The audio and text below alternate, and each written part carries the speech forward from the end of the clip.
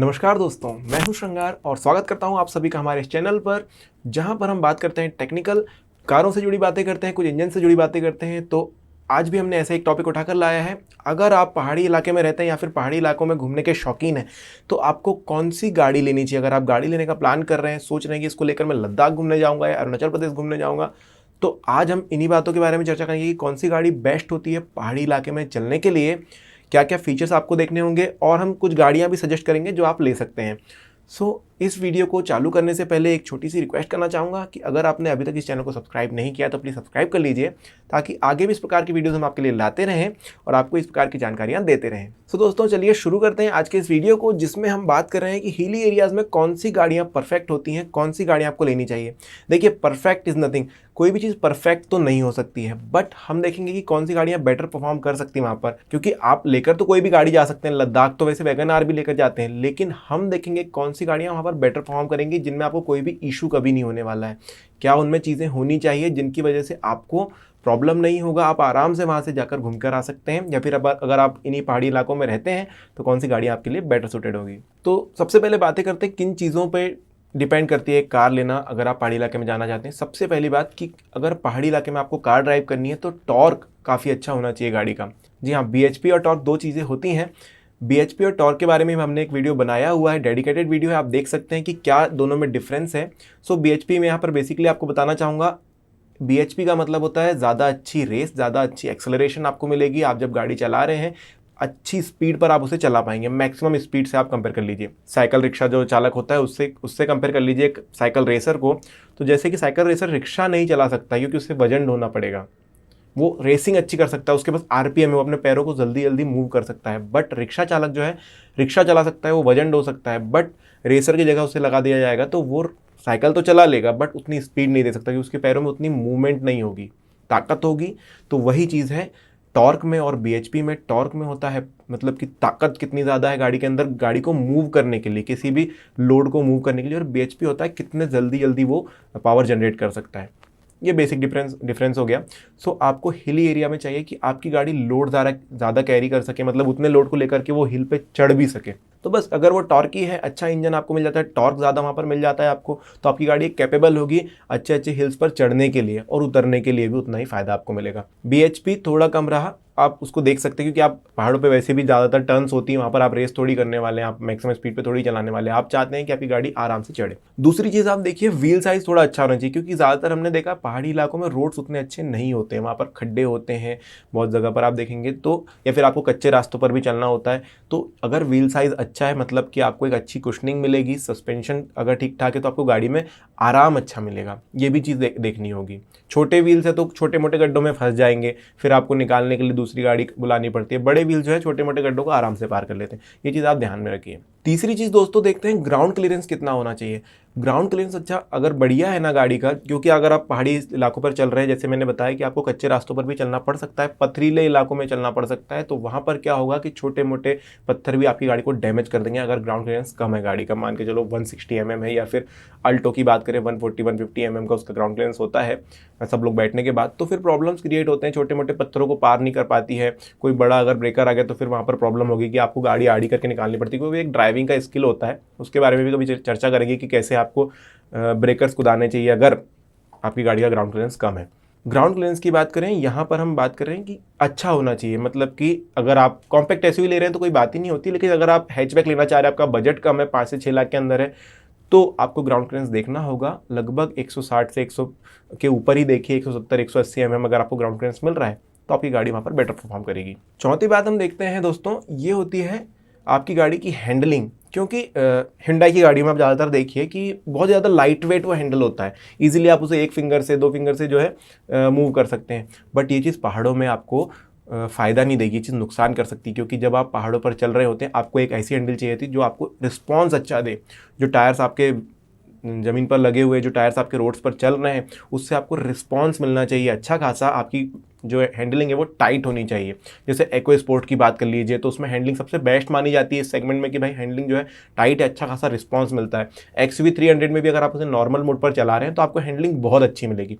वहीं Hyundai Venue अगर देखें, वहाँ पर हाइड्रोलिक हाइड्रोलिक वाले सिस्टम यूज़ वो करते हैं, तो प्रॉब्लम ये होती है कि बहुत ज़्यादा लाइट वेट होने की वजह से गाड़ी जल्दी बहक जाती है, क्योंकि आपको पहाड़ों पर टर्न लेना होगा, छोटे मोटे गड्ढे निकालने होंगे, तो आप लाइट वेट यूज़ नहीं कर सकते हैं। आपको अच्छी टाइट और अच्छे रिस्पॉन्सिव जो स्टीयरिंग का उपयोग करना होगा। अगली बात आती है दोस्तों कि हेडलाइट्स कैसे हों। अब आजकल के समय में आप देख रहे हैं सारी गाड़ियों में प्रोजेक्टर हेडलैम्प्स का बहुत चलन चल रहा है कि भाई प्रोजेक्टर हेडलैम्प्स रहे, देखने में भी काफ़ी अच्छे लगते हैं। दूर से अगर हाईवे पर आप देखें गाड़ी आ रही है तो एकदम उसके एज बने हुए होते हैं लाइट के, बहुत ही बढ़िया एक एंगल में गाड़ी का जो लाइट बिखरा हुआ रहता है, एकदम फोकस्ड रहता है, देखने में बहुत अच्छा लगता है। बट ये चीज़ जो है हिली एरियाज़ में आपको परेशान कर सकती है, क्योंकि अगर आपकी गाड़ी में हेलोजन हेडलैम्प्स हैं सो क्या है, थोड़े से बिखरते हैं। जब आप टर्न ले रहे हैं रात के समय, दिन में तो ठीक है लाइट की जरूरत नहीं पड़ती, रात के समय जब आप टर्न ले रहे हैं तो क्या होता है, थोड़े ज़्यादा फैलते हैं ना, उसकी वजह से आपको ज़्यादा एरिया दिखाई देता है। हालांकि अगर कॉर्नरिंग हेडलैम्प्स हैं आपकी गाड़ी में प्रोजेक्टर हेडलैम्प्स के साथ, तो उतनी ज़्यादा इशू नहीं आएगी, क्योंकि कॉर्नरिंग हेडलैम्प्स भी वही काम करते हैं कि थोड़ा ज़्यादा फैला देते हैं लाइट को, जिससे आपको चलने में आसानी मिलती है। बट अगर सिर्फ प्रोजेक्टर हेडलैम्प्स है तो प्रेफर कीजिए कि हेलोजन हेडलैम्प्स रहें। दूसरी चीज़, हेलोजन हेडलैम्प्स का ये भी एक फ़ायदा होता है क्योंकि पहाड़ों पर होता है फॉग। अब फॉग के समय में भी क्या होता है, अगर ऐसी कंडीशन है ना, तो हेलोजन हेडलैम्प्स ज़्यादा अच्छे से आपको रास्ता दिखाने में सहायता करते हैं as compared to projector headlamps. हालांकि अच्छे होते हैं प्रोजेक्टर हेडलैम्प्स, सिटी में चलाइए बेस्ट होते हैं, क्योंकि अच्छा खासा उनका फोकस होता है, वहाँ पर बहुत मदद मिलती है। लेकिन पहाड़ों के हिसाब से हेलोजन हेडलैम्प्स बेटर है। अगली चीज़ आती है दोस्तों, डीजल लें या पेट्रोल।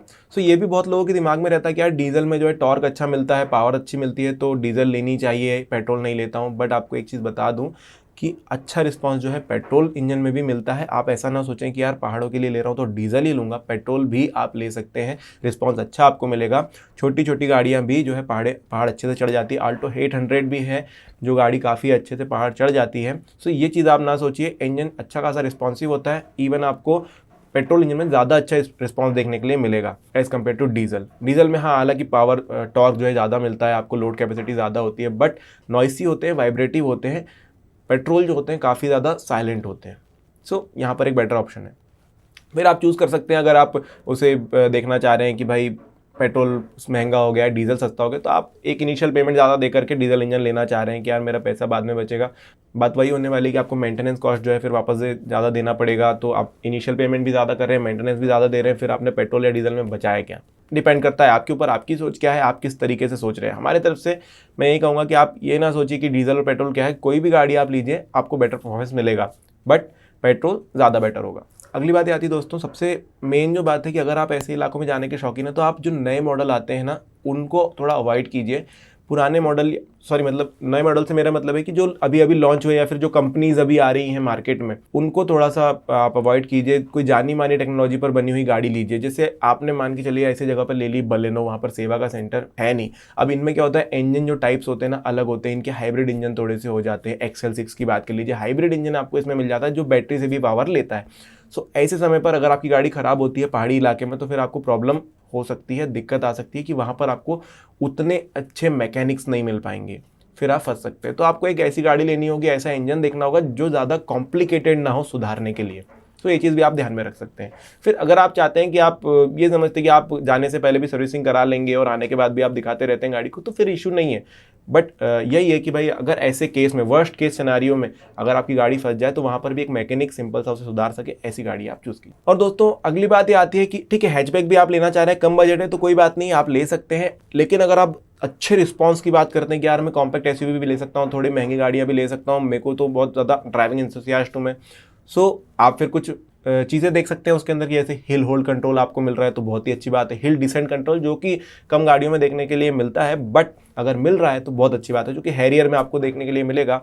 साथ ही साथ अगर आप चाहें थार में भी ये चीज़ अवेलेबल होती है। ऐसे बहुत सारी गाड़ियों में अगर आप जैसे जैसे ऊपर जाते जाएंगे, जैसे जैसे प्राइस रेंज में आगे जाते जाएंगे, आपको ये चीज़ अवेलेबल होगी। सो ये तो थी दोस्तों खास बातें जिनको आपको ध्यान में रखकर एक गाड़ी लेनी होगी हिली एरियाज़ के लिए। अब हम देखते हैं कि कौन सी गाड़ी है जो इन चीज़ों पर खरी उतरती है, या फिर आप इन गाड़ियों में से चूज़ कर सकते हैं। सो हम बजट वाइज चलेंगे। सबसे पहले देखते हैं 5 से 7 लाख के बजट में कौन सी गाड़ियाँ आप ले सकते हैं।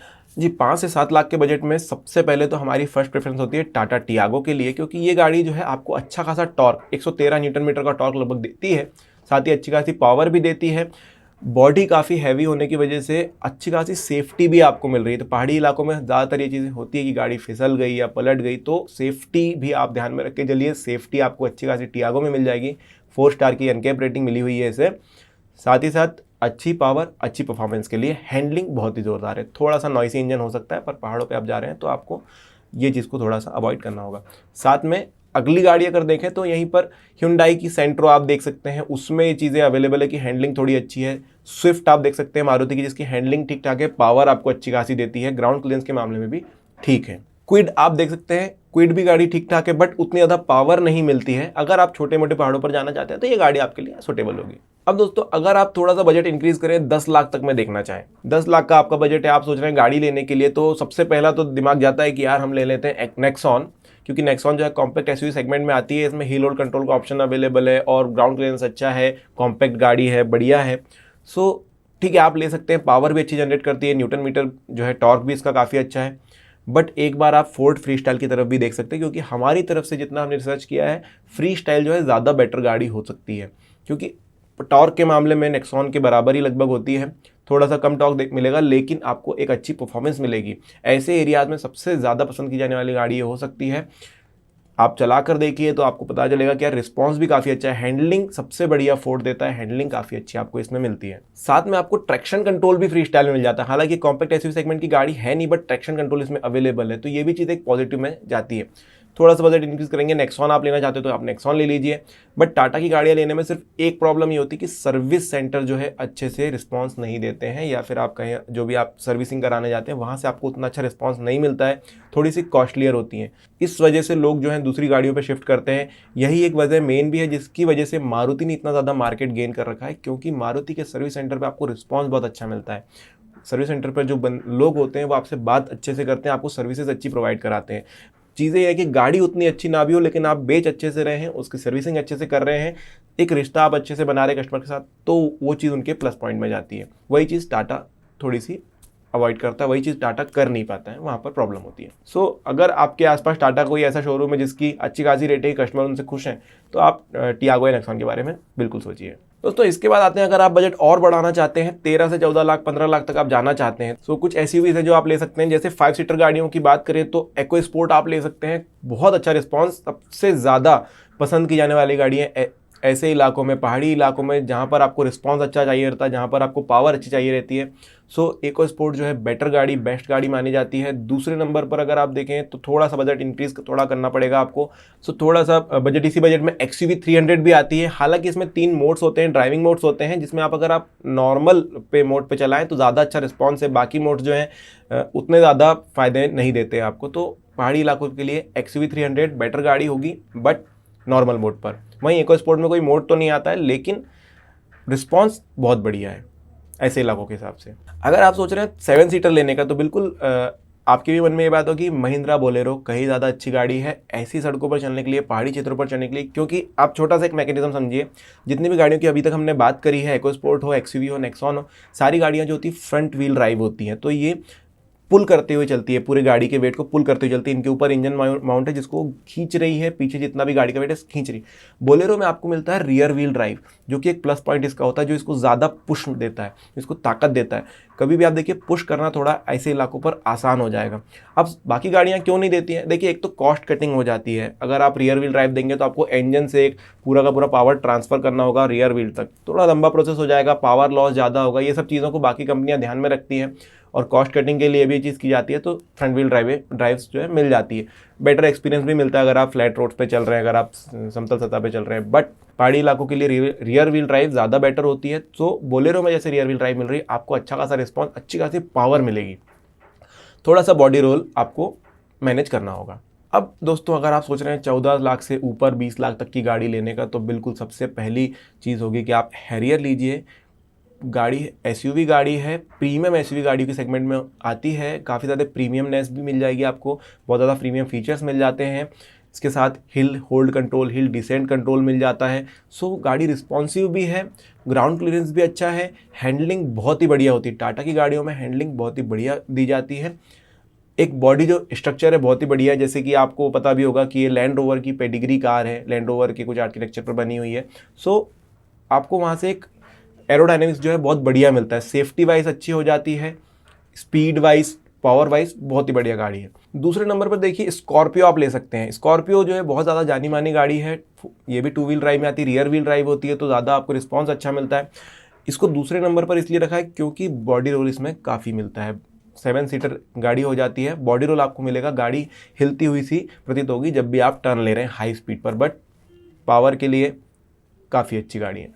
साथ ही आप देख सकते हैं कि महिंद्रा XUV 500 जो है वो गाड़ी बहुत ज़्यादा डोमिनेट करती है इस सेगमेंट में, 7 सीटर के सेगमेंट में।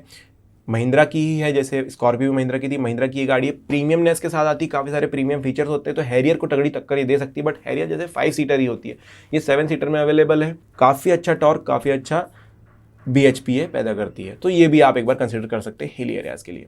अब दोस्तों अगर आप इससे भी ज़्यादा महंगी गाड़ी 20 लाख से ऊपर गाड़ी लेना चाह रहे हैं, तो अगर 5 सीटर आप लेना चाह रहे हैं तो जीप कंपास आपके लिए बेस्ट गाड़ी होगी हिली एरियाज़ के लिए। काफ़ी अच्छा रिस्पांस है, काफ़ी अच्छे सस्पेंशन है, तो आपको एक आराम भी मिल जाता है, क्योंकि अब आप प्रीमियम गाड़ी ले रहे हो तो आराम भी आप देखेंगे, आराम भी मिल जाता है, साथ में आपको अच्छे हेडलैम्प्स मिल जाते हैं, अच्छी आपको रिस्पांस मिलती है हैंडल से, गाड़ी काफ़ी अच्छे से चढ़ जाती है।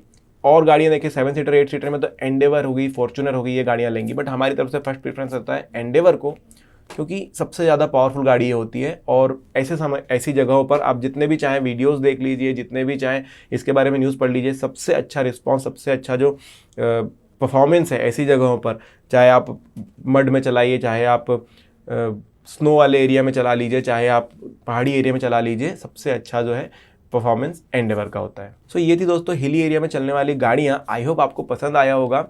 आगे भी इस प्रकार के वीडियो होंगे। इस वीडियो में अगर आपको कुछ और भी पूछना है तो आप बिल्कुल कमेंट में लिख सकते हैं, हम आपको इसके बारे में आंसर देंगे। तो चलिए इस वीडियो को यहीं ख़त्म करते हैं, मिलेंगे अगली बार। धन्यवाद।